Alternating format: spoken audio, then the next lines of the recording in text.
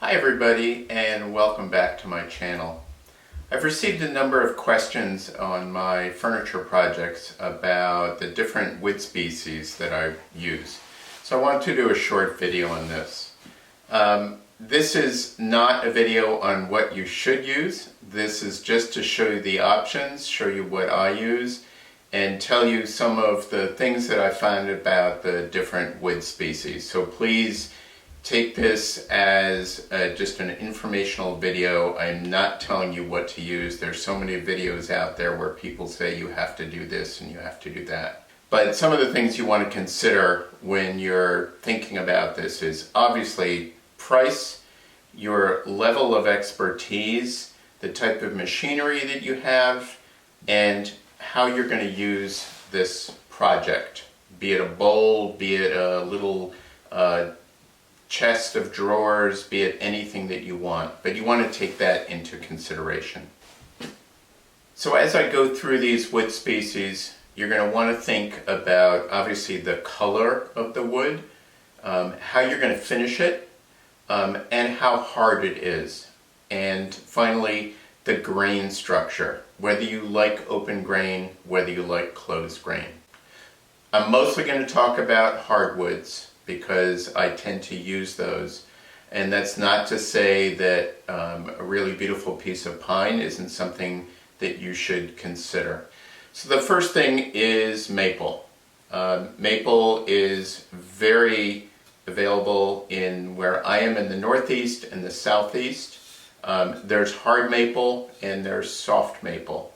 There are various types. There's sugar maple, there's specialty maples. Soft maple, which is what this is, has a simpler grain structure.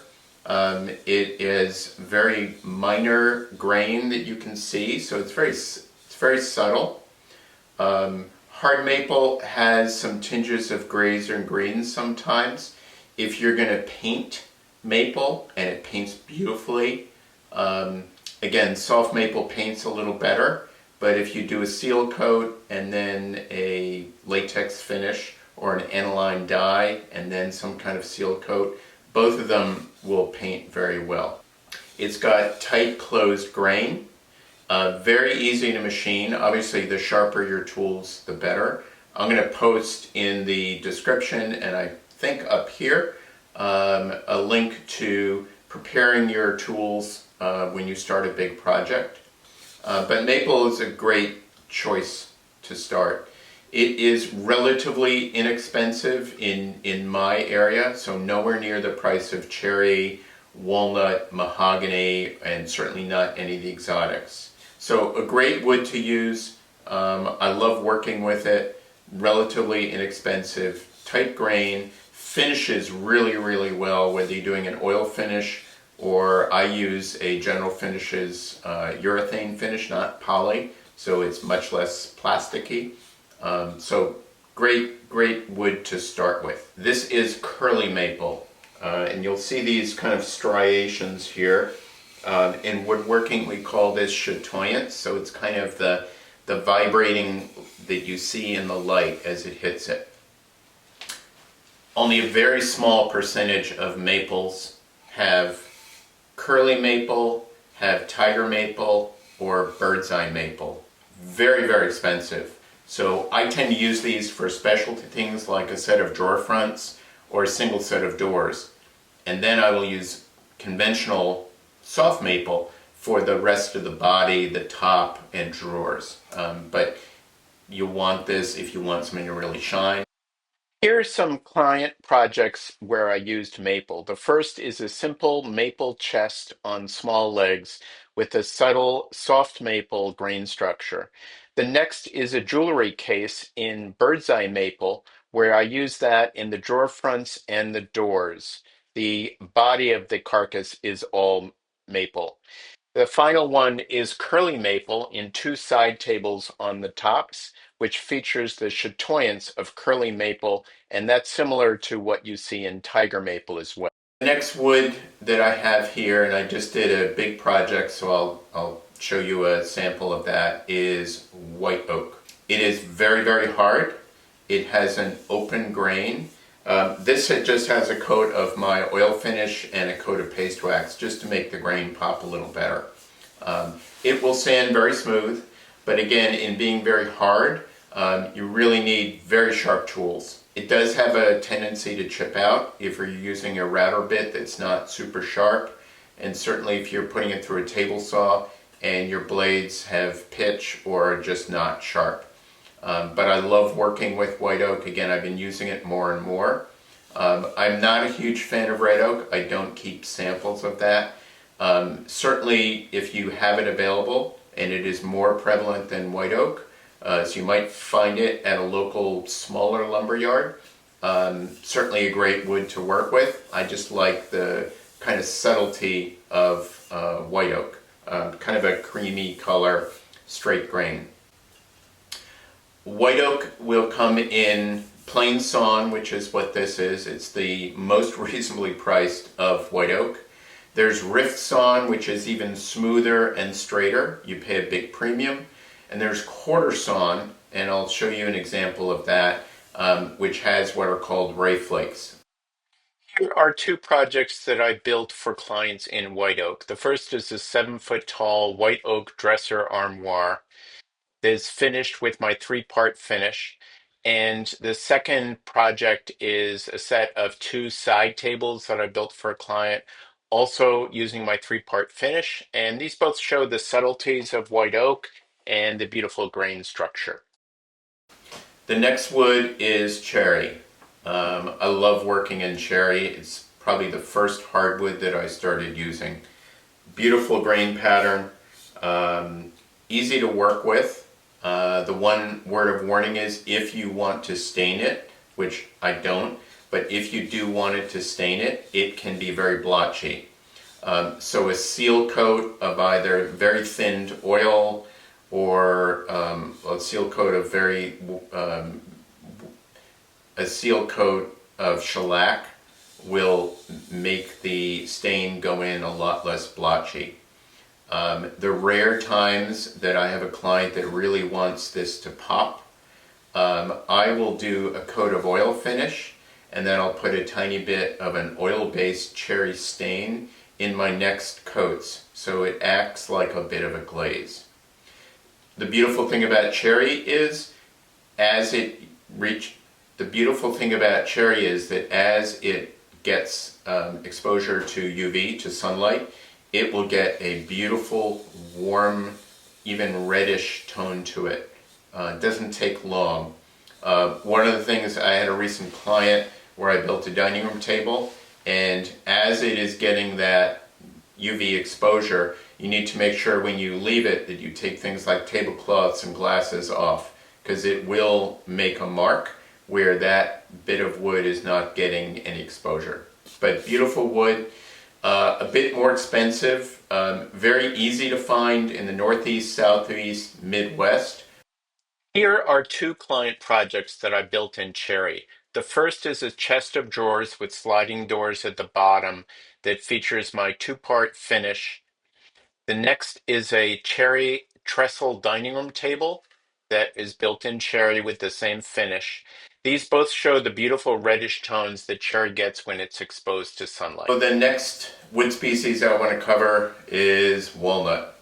Walnut is absolutely beautiful. I love working in this. Just beautiful, rich, chocolatey colors. 2 things to note about walnut.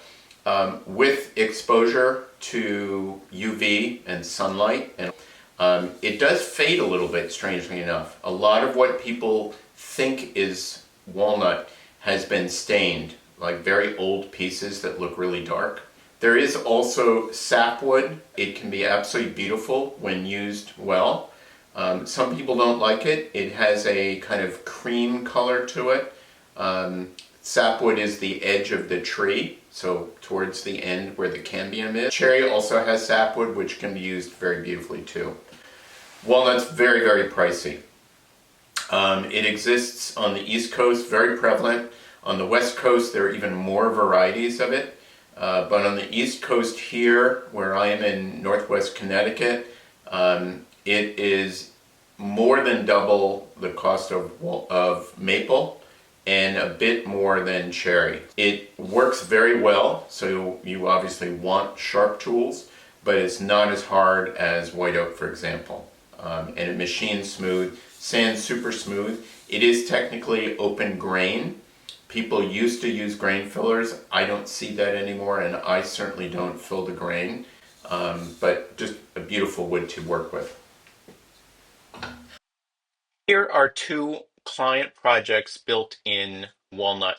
The first is a 7-foot long sideboard, and you'll see that the color is not too dark, and there is some sapwood in the center of this book match section.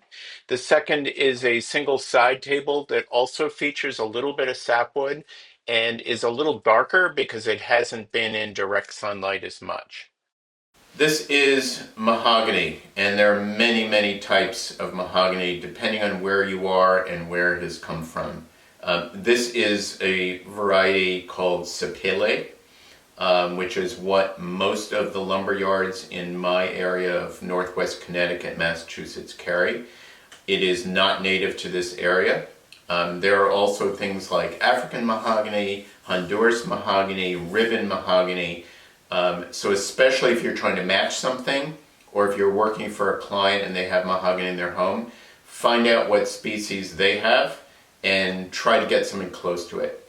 Mahogany is also a bit of an open grain wood.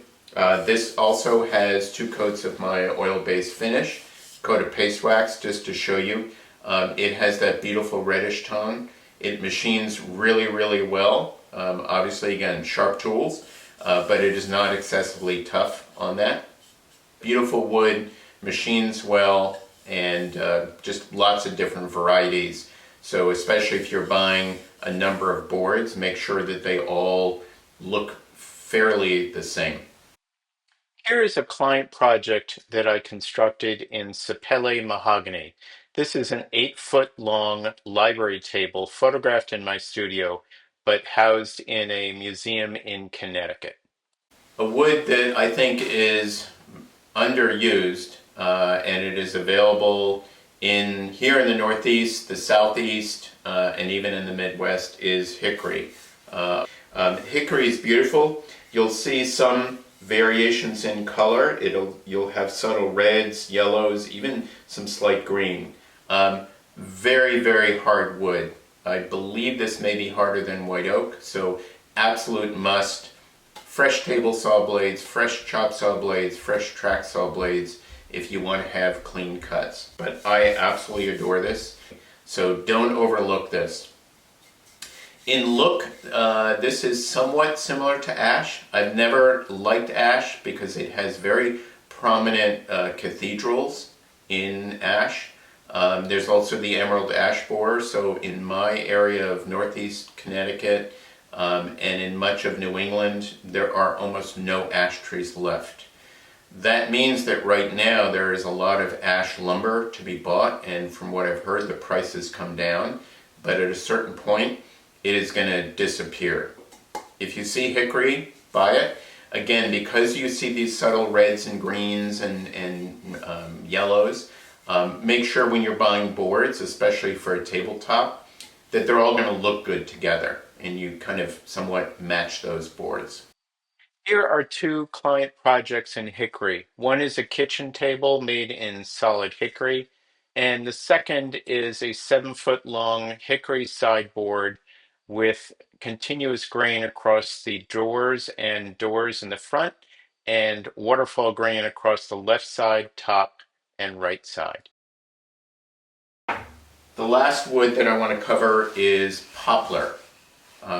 This is termed either a hard softwood or a soft hardwood. I used to use this for all of my internal carcass parts and drawer fronts. It is beautiful to machine. It paints really, really well. So if you have a client, for example, that wants a maple dining room table and maybe painted legs, this is a great choice for that. Very reasonably priced, usually a bit less than soft maple. So great wood, and don't let anyone say that you shouldn't use this for a tabletop. It will sand beautifully. It will take a coat of finish beautifully, whether using an oil-based or hard wax oil or a urethane if it really takes a beating. But poplar is beautiful. It's often called tulip poplar because that is the family that it comes from. Now, I haven't really covered softwoods. Pine is a beautiful wood. Don't let anyone say that you're not a furniture builder, craftsman building in pine. It's a great wood to start out with. It is available even at big box stores. You can find decent wood. And you should start with what you can afford. Start with pine, start with poplar. Don't let people tell you about what you have to use or should use. Use what you like. And one last note on lumber yards. Find out where you can buy quality woods in your area. Find some good hardwood dealers. I have 2 hardwood dealers near me. The one that's closer to me is all rough sawn lumber, significantly cheaper. The other lumberyard oftentimes has S2S, or what they call skip planed, so I can see the grain. They tend to carry some more exotics, like the curly maple, the bird's eye maple, a bit more expensive. So some lumberyards have a section of what they call shorts. So I built a client project and I just needed a bunch of 8/4, again nominal 2 by 2 inch, for 4 legs. And I wanted it in walnut. They had 36-inch shorts and I saved a ton of money. Thanks so much for watching. I really appreciate your views. Please send questions and subscribe to my channel.